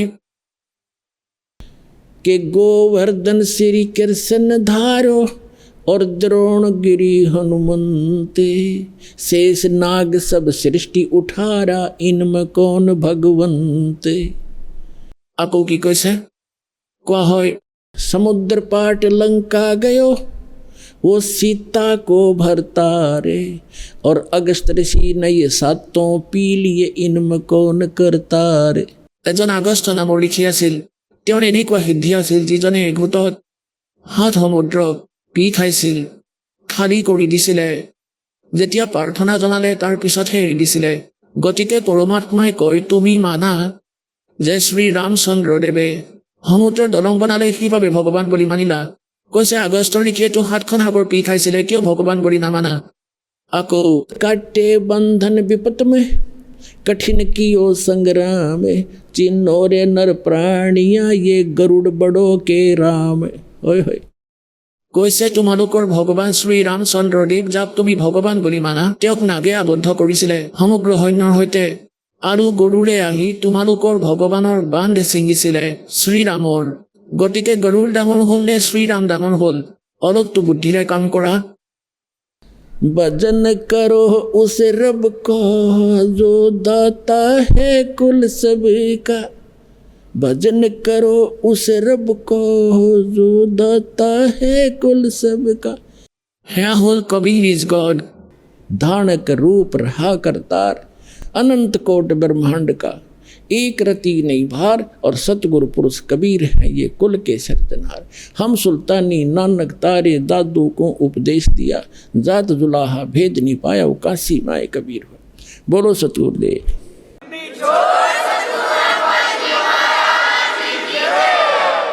পৰম পিতা পৰমাত্মা পূৰ্ণ ব্ৰহ্ম, সমগ্ৰ সৃষ্টিৰ ৰচয়িতা কবিৰদেৱ, কবিৰ চাহেব, কবিৰ পৰমেশ্বৰ।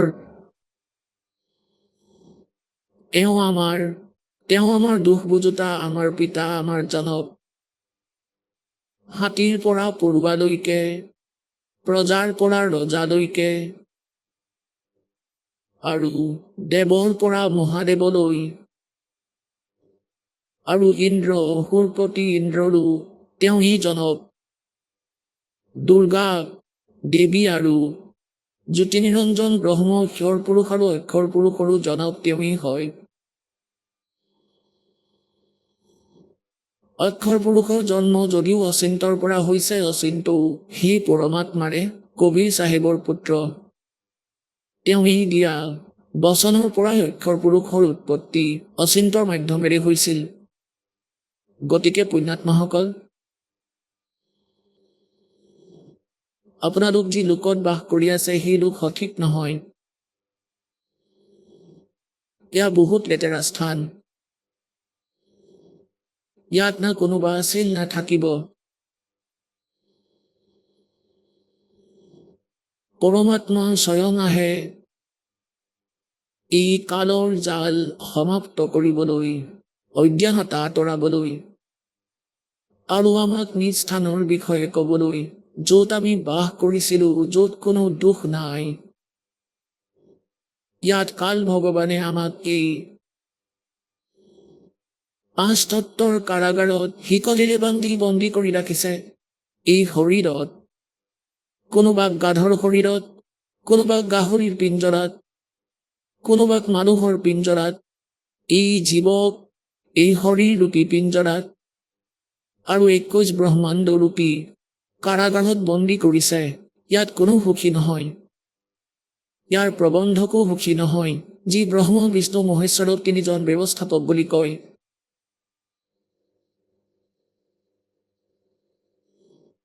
আৰু আমি যি লোকত বাস কৰি আছো, এয়া কাল ভগৱানৰ লোক। কালৰ পৰা বুজা যায় যে ই কি বস্তু হয়, কি হয়। এই কাল নামটোৱেই নিজকে ডিফাইন কৰে। শ্ৰীমদ ভাগৱত গীতাৰ অধ্যায় নম্বৰ 11 শ্লোক নম্বৰ 32ত শ্ৰীমদ ভাগৱত গীতাৰ জ্ঞান দিয়াৰ সময়ত এই কালে শ্ৰীকৃষ্ণত প্ৰৱেশ কৰি কৈ আছে যে মই কাল হয় অৰ্জুন, আৰু সকলোকে খাবলৈ এতিয়া প্ৰকট হৈছো, সকলোৰে নাশ কৰিবলৈ। গীতাৰ অধ্যায় নম্বৰ 11 শ্লোক 21ত অৰ্জুনে কৈছে, হে ভগৱান, আপুনিতো ঋষিসকলকো খাই আছে, আপুনিতো সিদ্ধসকলকো খাই আছে, বেদ মন্ত্ৰৰে যিসকলে স্তুতিও কৰে, আপুনি সিহঁতকো দেখোন ক্ষমা কৰা নাই।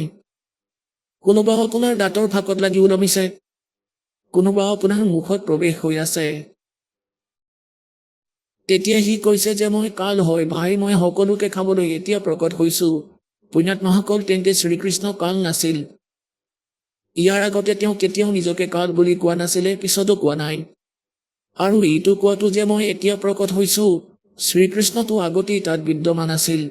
আহক আমি এতিয়া সেই শ্ৰদ্ধালুসকলৰ অনুভৱবোৰ জানো, যিসকলে জগতগুৰু তত্ত্বদৰ্শী সন্ত ৰামপাল গুৰু মহাৰাজৰ পৰা দীক্ষাপ্ৰাপ্ত কৰিছে তথা তেওঁ কোৱা ভক্তিমাৰ্গ এওঁলোকে অৱলম্বন কৰি আছে। নমস্কাৰ দৰ্শকসকল, যেতিয়া মানুহে নিজৰ ধৰ্মত কৰি অহা ভক্তি সাধনাৰ পৰা কোনো প্ৰকৃত লাভ নাপায়, তেতিয়া তেওঁ সত্যৰ সন্ধানত ভ্ৰমি ফুৰিবলৈ বাধ্য হয়। ছত্তীশগড়ৰ নিবাসী সত্যপ্ৰকাশ ইক্কাৰ কাহিনীও ঠিক তেনেকুৱাই। প্ৰথমে তেওঁ পৰম্পৰাগত ভক্তি সাধনা কৰিছিল, কিন্তু তাৰ পৰা কোনো সুফল নোপোৱাত তেওঁ চাৰ্চৰ বা গীৰ্জাৰ সহায় লৈছিল। কিন্তু তথাপিও তেওঁৰ দুখ কষ্টবোৰ কমা নাছিল। সত্যপ্ৰকাশে ভূত প্ৰেতৰ বাধা আৰু বিভিন্ন গুৰুতৰ বেমাৰৰ দ্বাৰা অতিশয় জৰ্জৰিত আছিল। ইয়াৰ পৰা পৰিত্ৰাণ পাবলৈ তেওঁ চাৰ্চত প্ৰাৰ্থনা কৰিলে, তান্ত্ৰিকৰ ওচৰলৈ গ'ল, আনকি বহু ডাক্তৰকো দেখুৱালে, কিন্তু ক'তো কোনো স্থায়ী সকাহ পোৱা নাছিল। তাৰ পিছত তেওঁৰ জীৱনলৈ এক এনেকুৱা সময় আহিল যিয়ে তেওঁৰ সকলো সমস্যাৰ সমাধান কৰি দিলে। আজি সত্যপ্ৰকাশ ডাঙৰীয়াই দৃঢ়তাৰে কয় যে সন্ত ৰামপাল গুৰু মহাৰাজে দেখুওৱা ভক্তি সাধনাৰ দ্বাৰা তেওঁৰ জীৱনত অদ্ভুত ধৰণৰ লাভ হৈছে। অৱশেষত এনেকৈ কি হ'ল যে তেওঁ নিজৰ পুৰণি সাধনা ত্যাগ কৰি সন্ত ৰামপাল গুৰু মহাৰাজৰ শৰণ ল'লে। আহকচোন কোনো সত্যপ্ৰকাশ ইক্কাৰ সেই সত্য কাহিনী তেওঁৰ নিজৰ মুখেৰে। নমস্কাৰ ছাৰ। নমস্কাৰ ছাৰ। ছাৰ, কি নাম আপোনাৰ? সত্যপ্ৰকাশ এক্কা। সত্যপ্ৰকাশ, আপুনি ক'ৰ পৰা আহিছে? মই যশপুৰ জিলা কুনকুৰি ব্লক ছত্তীশগড়ৰ পৰা। সত্যপ্ৰকাশ, আপুনি সন্ত ৰামপালদেৱ মহাৰাজৰ পৰা নাম দীক্ষা কেতিয়া ল'লে? হয় ছাৰ, মই সন্ত ৰামপালদেৱ মহাৰাজৰ পৰা 5 ছেপ্টেম্বৰ 2013ত নাম দীক্ষা লৈছিলোঁ। সন্ত ৰামপালদেৱ মহাৰাজৰ পৰা নাম দীক্ষা লোৱাৰ আগতে আপুনি কি ভক্তি সাধনা কৰিছিল? হয় ছাৰ, মই কৰিছিলোঁ, কাৰণ মই খ্ৰীষ্টান ধৰ্ম ইছাই ধৰ্মৰ সৈতে জড়িত আৰু মোৰ পূৰ্বপুৰুষ আৰু মা দেউতা সেই সাধনাই কৰিছিলে যীশু ঈশামছীৰ, আৰু সেয়া ময়ো ফ'ল' কৰিছিলোঁ। আৰু সৰুতে যেতিয়া মই বুজা হৈছিলোঁ তেতিয়া কৈছিলে যে এওঁৱেই ভগৱান, গতিকে মই বহুত ভালদৰে বিশ্বাসেৰে ভগৱানৰ ভক্তি কৰিছিলোঁ, এনেদৰে চলিছিলোঁ, চাৰ্চ গৈছিলোঁ, প্ৰাৰ্থনা কৰিছিলোঁ, সকলোৱেই কৰিছিলোঁ, কাৰণ মোক কৈছিলে যে এওঁৱেই ভগৱান, এওঁৰ দ্বাৰাই আমাৰ মুক্তি হ'ব, স্বৰ্গপ্ৰাপ্তি হ'ব। কিন্তু ছাৰ, এটা কথা মই বুজি পোৱা নাছিলোঁ, কিন্তু ভাবিছিলোঁ আমাৰ ইছাই ধৰ্মত এনেকুৱা আছিল যে নিচা কৰাটো ইমান বেছি প্ৰচলন আছিল যে, আৰু মাংস মদৰ, যে সৰু ল'ৰা ছোৱালী যেতিয়া ডাঙৰৰ মাজত যেতিয়া সৰু ল'ৰা ছোৱালী থাকে, ডাঙৰেতো খায়েই, মদ খায়, লগতে মাংসও খায়, উৎসৱ পাৰ্বণত আৰু বহুত কিবা কিবিত। কিন্তু সৰু ল'ৰা ছোৱালী যেতিয়া তাত উপস্থিত হয়, যেতিয়া সেই ল'ৰা ছোৱালীয়ে মদৰ গিলাচ ধৰে আৰু খাব খোজে, তেতিয়া ডাঙৰে বাধা দিয়ে। মাক দেউতাকে কয় যে নহয় পুত্ৰ, এয়া বিষ, মদ এনেদৰে নাখায়। কিন্তু যিহেতু আমি ল'ৰা ছোৱালীক বাধা দি আছোঁ যে সেয়া বিষ হয়, গ্ৰহণ কৰিব নালাগে, কিন্তু আমি ডাঙৰেই সেয়া গ্ৰহণ কৰি আছোঁ। গতিকে এই কথাই মোক আচৰিত কৰে সদায়, যে এইবোৰ গ্ৰহণ কৰাৰ পিছততো আমাৰ পাপ লাগিব আৰু স্বৰ্গপ্ৰাপ্তি হয় বুলিও কয়, আৰু প্ৰাৰ্থনাৰে এয়া শেষ হৈ যাব। যদি ল'ৰা ছোৱালীক মানা কৰি আছে গ্ৰহণ কৰিবলৈ, তেন্তে নিজে কিয় কৰি আছে? এই কথা মোৰ আচৰিত লাগিছিলে। আৰু সদায় কিবা ভুল কৰাৰ আগতে অন্তৰাত্মাত এটা ভয় সোমাই গৈছিলে যে হে ভগৱান, মই এয়া ভুল কৰি আছোঁ নেকি? এনেদৰে অন্তৰাত্মাই মোক সাক্ষী দিছিলে, আৰু এই বিশ্বাসেৰে মই আগুৱাই গৈ থাকিলোঁ। আৰু সৰুৰ পৰাই মোৰ ভূত প্ৰেতৰ বাধা ইমান বেছি আছিল, আৰু স্বাস্থ্য ইমান বেয়া হৈছিলে, কেতিয়াবা মেলেৰিয়া টাইফইড, প্ৰতি সপ্তাহত ইনজেকশ্যন, টেবলেট সদায় খাব লাগিছিলে, আৰু সেইবোৰেই মোক জীয়াই ৰাখিছিলে। যেতিয়া 24 বছৰলৈকে এনেকৈয়ে থাকিলোঁ, ঔষধ আৰু তান্ত্ৰিক বিদ্যাত নিৰ্ভৰ কৰি কমচে কম এমাহত 3-4জন তান্ত্ৰিকৰ ওচৰলৈ গৈছিলোঁ, নিজৰ ভূত প্ৰেতৰ বাধা আঁতৰাবলৈ, কষ্ট দূৰ কৰিবলৈ। কিন্তু কেতিয়াও মোৰ এনেকুৱা অনুভৱ নহ'ল যে এয়া একেবাৰে শেষ হৈ যাব। কিছুদিনৰ বাবে বিশ্বাসৰ বাবে লাগিছিল যে ঠিক আছে, এয়া শেষ হৈ যাব, কিন্তু কেতিয়াও মোৰ এনেকুৱা অনুভৱ নহ'ল যে মই ভাল হ'ম, আৰু কেতিয়াও ভাল নহ'লোঁ। কেৱল পইচা নষ্ট হ'ল।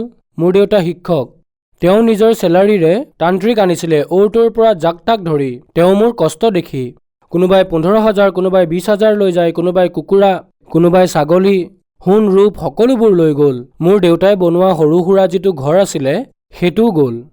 আমাৰ এনেকুৱা অৱস্থা হৈ গৈছিল যে আমি খোৱাৰ বাবেও চিন্তা কৰিব লাগিছিল, এনেকুৱা স্থিতি হৈছিল। আৰু আপুনি সন্ত ৰামপালদেৱ মহাৰাজৰ শৰণলৈ কেনেকৈ আহিল? হয় ছাৰ, মোৰ লগত এনেকুৱা কিছুমান ঘটনা ঘটিল। মই বোম্বেত আছিলোঁ, তাত মই এখন শ্বিপত কাম কৰিছিলোঁ সাগৰৰ।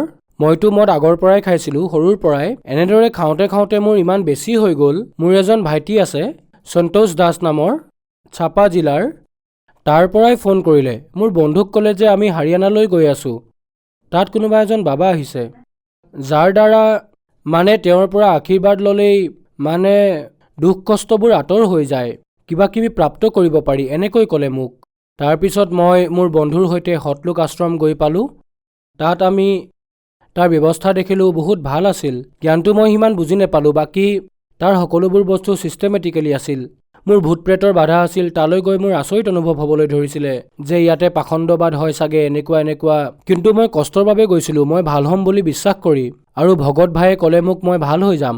সন্ত ৰামপালদেৱ মহাৰাজৰ পৰা আমি নাম দীক্ষা ল'লোঁ। তাত 3 দিনৰ বাবে সৎসংগ হৈছিলে ছাৰ। 2 দিনলৈকে ব্ৰহ্মা বিষ্ণু মহেশ্বৰ, গীতা, বেদ, কোৰাণ ইত্যাদিৰ পৰা সৎসংগ শুনাই আছিলে সন্ত ৰামপালদেৱ মহাৰাজে। কিন্তু মই একো বুজি পোৱা নাছিলোঁ, কাৰণ মই খ্ৰীষ্টান ধৰ্মৰ সৈতে জড়িত আছিলোঁ। গতিকে 3য় দিনা সন্ত ৰামপালদেৱ মহাৰাজে আমাক সৎসংগ শুনালে। সেইবাৰ বাইবেলৰ পৰা শুনালে। যেতিয়া বাইবেলৰ পৰা সৎসংগ শুনাই আছিলে, তেতিয়া মোৰ সকলো কথা মনত পৰিল যে সৃষ্টি উৎপত্তি কেনেকৈ হ'ল, বাইবেলত এনেকৈ লিখা আছে, আৰু এনেকৈ লিখা আছে কেইবা প্ৰকাৰে।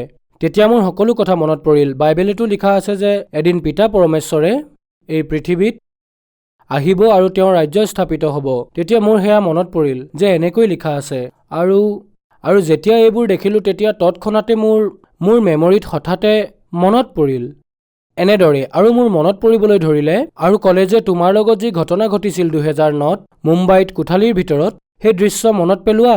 মই সেই ৰূপ হওঁ যিয়ে তোমাক দৰ্শন দিছিলোঁ, যি তোমাক কোৱা হৈছিল যে ভগৱান প্ৰকট হ'ব।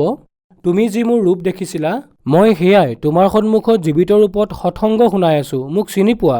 এনেকুৱা প্ৰেৰণা হ'ল। আৰু আকৌ যেতিয়া পৰ্দাত আহি আছিলে তেতিয়া মই ধ্যান দিব ধৰিলোঁ। হয়, সেইটো ৰূপেই যাক মই দেখিছিলোঁ স্পষ্ট ৰূপে। এই সন্ত ৰামপালদেৱ মহাৰাজৰ ৰূপ মই কোঠালিত দেখিছিলোঁ। নাম দীক্ষা লোৱাৰ আগতেই দৰ্শন হৈছিলে। আজি সেই কথাই কৈ আছে ভগৱানে যি কৈ আছিলে, আৰু ইয়াততো জীৱিত অৱস্থাত আহি গৈছে। মানে মই সেই বাইবেলৰ কথা ভাবিলোঁ যে যি কোৱা হৈছিলে, গতিকে নিশ্চিতভাৱে বাইবেলৰ সেই বচন পূৰ্ণ হৈছে আৰু পৰমাত্মা যি হয় সদগুৰু সন্ত ৰামপালদেৱ মহাৰাজৰ ৰূপত আহিছে আৰু গুৰু ৰূপত বিৰাজমান হৈ গোটেই বিশ্বক আমাৰ সকলো জগত সংসাৰক জ্ঞান দি আছে। ছাৰ, সন্ত ৰামপালদেৱ মহাৰাজৰ পৰা নাম দীক্ষা লোৱাৰ পিছত আপুনি কি লাভ পালে? হয় ছাৰ, মই লাভ পাইছোঁ। মই আগতে বহুত বেমাৰত পৰিছিলোঁ, কেৱল ইনজেকশ্যন টেবলেট খাইছিলোঁ, তাৰ পৰা ৰেহাই পালোঁ। আৰু ভূত প্ৰেতৰ যি বাধা আছিলে তেওঁৰ পৰা নাম দীক্ষা লৈ সন্ত ৰামপালদেৱ মহাৰাজৰ পৰা মই ইমান সকাহ পাইছোঁ যে আজিতো কালেতো কিজানি চুবতো নোৱাৰি, খুন্দা খাই আঁতৰ হৈ যায়। বাকী মই ইমানেই সন্তোষ পালোঁ, মই ভালদৰে শুব পাৰোঁ। আৰু ইমান সুখ শান্তি দিছে পৰমাত্মাই সন্ত ৰামপালদেৱ মহাৰাজে যে তাক বৰ্ণনা কৰি শেষ কৰিব নোৱাৰি। ছাৰ, দেখা গৈছে যে সন্ত ৰামপালদেৱ মহাৰাজে আধ্যাত্মিক জ্ঞানৰ ক্ৰান্তি আনিছে আৰু বহুত শ্ৰদ্ধালু সন্ত ৰামপালদেৱ মহাৰাজৰ সৈতে জড়িত হ'ব ধৰিছে। আৰু আন ধৰ্ম যেনেকৈ খ্ৰীষ্টান ধৰ্ম, মুছলিম ধৰ্মৰ মানুহে সন্ত ৰামপালদেৱ মহাৰাজৰ সৈতে জড়িত হ'ব ধৰিছে। আৰু আপুনি কৈছে যে আপুনি খ্ৰীষ্টান ধৰ্মৰ আছিল আৰু আপুনি সন্ত ৰামপালদেৱ মহাৰাজৰ পৰা নাম দীক্ষা ল'লে। তেন্তে সন্ত ৰামপালদেৱ মহাৰাজৰ পৰা নাম দীক্ষা লোৱাৰ পিছত আপুনি হিন্দু হ'ল নেকি? তেওঁ কনভাৰ্ট কৰি হিন্দু কৰি আছে নেকি? নহয় ছাৰ, এই সকলোবোৰ মিছা কথা। কাকো হিন্দু কৰাৰ অৰ্থাৎ পৰিৱৰ্তন কৰা নাই সন্ত ৰামপালদেৱ মহাৰাজে। তেওঁতো কয় জীৱ হামাৰি জাতি হে মানৱ ধৰ্ম হামাৰা, হিন্দু মুছলিম শিখ ইছাই ধৰ্ম নাহি হে কৈ নিয়াৰা। ইয়াত সকলো যিবোৰ জাতি ধৰ্ম আছে সেই সকলোবোৰ ইয়াৰ লগতেই জড়িত। আৰু আপোনালোকে সৎসংগ শুনি শাস্ত্ৰ অনুসাৰে যি সন্ত ৰামপালদেৱ মহাৰাজে কৈ আছে যে আপোনালোকে বুজিবলৈ আপোনাৰ গ্ৰন্থই আধাৰ, গতিকে মোৰ বাবে সেই বাইবেলেই আধাৰ হ'ল। আৰু যেতিয়া সন্ত ৰামপালদেৱে খুলি খুলি দেখুৱাই আছিল তেতিয়া মই বুজি পালোঁ। আৰু সেইখিনিয়ে আমাৰ খ্ৰীষ্টান ধৰ্মৰ ফাদাৰ গুৰুৱেও কয় যে কোনোবা এটা পাঠ উলিয়াই লৈ মোৰ খুৰা দিওঁ। তেওঁতো নিজেই ফাদাৰ হয়, কিন্তু তেওঁ ক'ৰবাৰ পৰা লৈ আহে আৰু তাৰ অৰ্থও ক'ব নোৱাৰে আৰু নিজৰ দন্ত কথা শুনাই দিয়ে যে মই তাত পঢ়া শুনা কৰিছিলোঁ, মই ইয়াতে এনেকুৱা কৰিলোঁ, তাতে বহুত ভাল এনেকুৱা হৈছিলে, বছ ইমানখিনিয়ে কয়। আৰু কয় আপোনালোকে প্ৰাৰ্থনা কৰক, বিশ্বাস ৰাখক, বছ ইমানখিনি কৈ এৰি দিয়ে। আৰু কেতিয়াও এইটো কথা নকয় যে আপোনালোকে মদ খোৱা বাদ দিয়ক, জীৱ হত্যা বাদ দিয়ক, মাংস মদ এৰক, যাৰ বাবে আপোনালোকৰ আহিবলগীয়া পিঢ়ি ল'ৰা ছোৱালীৰ দুৰ্গতি হ'ব। এই বাৰ্তা কেতিয়াও নিদিয়ে ছাৰ, মই কেতিয়াও ফাদাৰৰ মুখেৰে শুনা নাই। আমাৰ ধৰ্মগুৰু ইছাই ধৰ্মৰ কয় যে পৰমাত্মা পিতা পৰমেশ্বৰ নিৰাকাৰ হয়। আৰু যি বাইবেলত লিখা আছে যে খ্ৰীষ্টিয়ানসকলৰ গ্ৰন্থত অধ্যায় 22 বচন পদ 13 পৰা 14 ভিতৰত লিখা আছে, যদি তুমি মাংস খোৱা, হত্যা কৰা, মদ মাংস ইত্যাদি খোৱা, তেওঁলোকক কৈছে পিতা পৰমেশ্বৰে স্পষ্ট শপত গ্ৰহণ কৰিছে যে তেওঁলোকৰ স্বৰ্গৰ প্ৰাপ্তি নহ'ব। গতিকে ইয়াৰ পৰা স্পষ্ট হ'ল এনেকুৱা কৰ্ম কৰাসকলে স্বৰ্গৰ প্ৰাপ্তি নকৰে।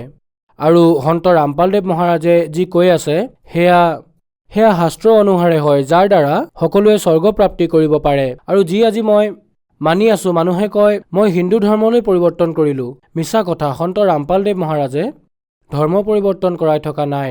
মই আমাৰ ইছাই ধৰ্মকেই মই আজি মানি আছোঁ, সেই ধৰ্মগ্ৰন্থকেই মই লৈ আধাৰ কৰি চলি আছোঁ। মই কেৱল তাতে লিখা বেয়াখিনিহে আৰু আমাৰ সমাজত যি বেয়া শিকোৱা হৈছে সেইবোৰ এৰি বাদ দি মই এক শাস্ত্ৰ অনুকূল আৰু সত্যতাৰ ৰাস্তাত চলি আছোঁ আৰু ভক্তি কৰি আছোঁ। আগতে ছাৰ মই বাইবেলৰ বিৰুদ্ধে চলি আছিলোঁ, পৰম্পৰা কৰি আছিলোঁ, খোৱা লোৱা সকলোবোৰ। আৰু এতিয়া মই সন্ত ৰামপালদেৱ মহাৰাজৰ পৰা সৎসংগ প্ৰবচন শুনি জ্ঞান প্ৰাপ্ত কৰি গম পালোঁ আৰু মই এতিয়া সঠিক ৰাস্তাত চলি আছোঁ। বাইবেলত দিয়া জ্ঞানৰ আধাৰত আৰু সন্ত ৰামপালদেৱ মহাৰাজে দিয়া জ্ঞানৰ আধাৰত মই ভক্তি সাধনা কৰি আছোঁ আৰু মই এতিয়া সুখ শান্তি পাই আছোঁ। ছাৰ, আপুনি বহুত ডাঙৰ প্ৰশ্ন উত্থাপন কৰিছে। যে যিসকলে মাংস খায় তেওঁলোকে স্বৰ্গলৈ যাব নোৱাৰে। তথাপিও এনেকুৱা হৈ আছে যে মানুহে মদ খাই আছে, মাংস খাই আছে। ফাদাৰৰ দ্বাৰাও এনেকুৱা প্ৰতিক্ৰিয়া হৈ আছে। তাৰ পিছত আপুনি সন্ত ৰামপালদেৱ মহাৰাজৰ পৰা নাম দীক্ষা ল'লে। গতিকে যিসকল দৰ্শকে আপোনাক আজি চাই আছে, যিসকল বিশেষকৈ খ্ৰীষ্টান, ইছাই, তেওঁলোকক আপুনি কি ক'ব? মই তেওঁলোকক এইটোৱে প্ৰাৰ্থনা জনাব বিচাৰোঁ যে যিসকলে মোক দেখি আছে, শুনি আছে, কথাটো হ'ল যিসকল বৰ্তমান আমাৰ ধৰ্মগুৰু আছে, ইছাই গুৰু বুলি নিজক কয়, যে মাংস খাব লাগে, মদ পান কৰিবও পাৰোঁ, এয়া পিতা পৰমেশ্বৰ যীশুখ্ৰীষ্টই শিকাইছে, এয়া একেবাৰে ভুল কথা। বাইবেলত দুই ধৰণৰ কথা লিখা আছে। মাংস খোৱাৰ কথাও লিখিছে, মাংস নোখোৱাৰ কথাও লিখিছে। আৰু য'ত খাব লাগে বুলি লিখা আছে সেয়া কাল ভগৱানৰ হয়, আৰু নাখাবলৈ য'ত লিখা হৈছে সেয়া পিতা পৰমেশ্বৰৰ সংকেত হয়, যাক নেকি আজি আধাৰ কৰি খাব লাগে বুলি কৈ আছে, আৰু য'ত খাব নালাগে বুলি কৈ আছে সেয়া বুজিবলৈ চেষ্টাই কৰা নাই। বাইবেলত লিখা আছে, ঈশা মছিহেও কৈছিলে, মই তোমালোক সকলোকে সঁচা কথা ক'ব বিচাৰিছোঁ, কিন্তু তোমালোকে এতিয়া সেয়া সহিব নোৱাৰিবা, কিয়নো এই সংসাৰত যিজনে নায়ক হৈ আহিছিলে, মই নায়ক হৈ আহিছিলোঁ, সেই নায়ককেই এতিয়া দুখী বুলি কৈছে।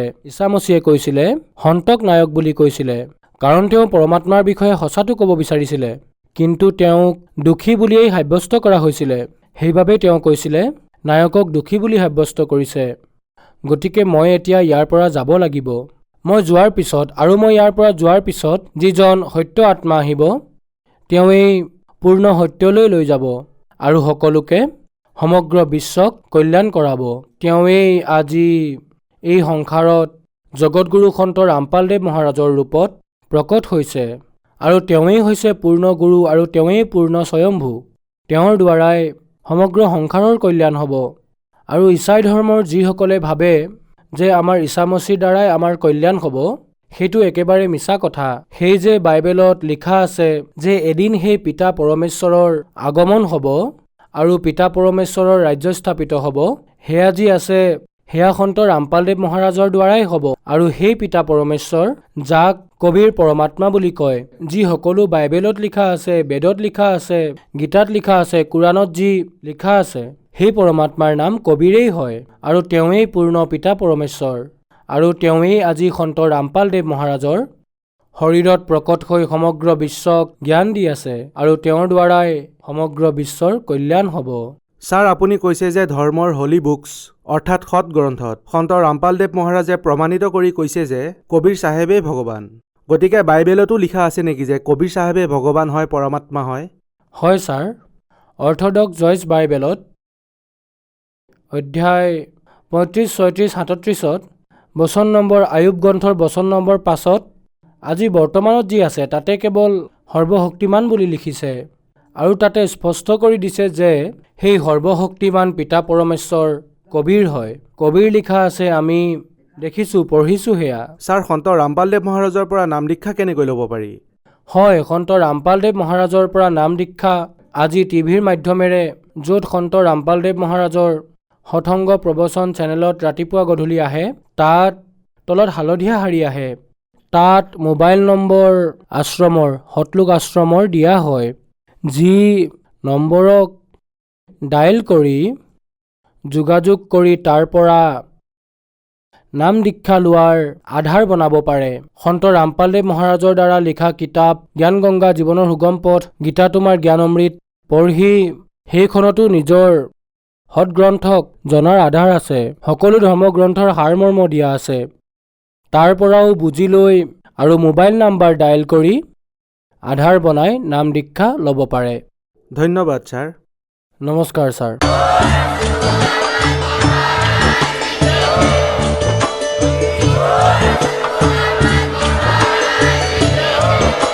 আপুনি শুনি আছিলে জগতগুৰু তত্ত্বদৰ্শী সন্ত ৰামপাল গুৰু মহাৰাজৰ মংগল প্ৰবচন। অধিক জানিবৰ বাবে ভিজিট কৰক www.jagatgururampalji.org। সন্ত ৰামপাল গুৰু মহাৰাজৰ শুভ আশীৰ্বাদত সমগ্ৰ বিশ্বতে 500তকৈ অধিক নাম দীক্ষা কেন্দ্ৰ আছে, য'ত সন্ত ৰামপাল গুৰু মহাৰাজৰ দ্বাৰা বিনামূলীয়াকৈ নাম দীক্ষা দি থকা হৈছে।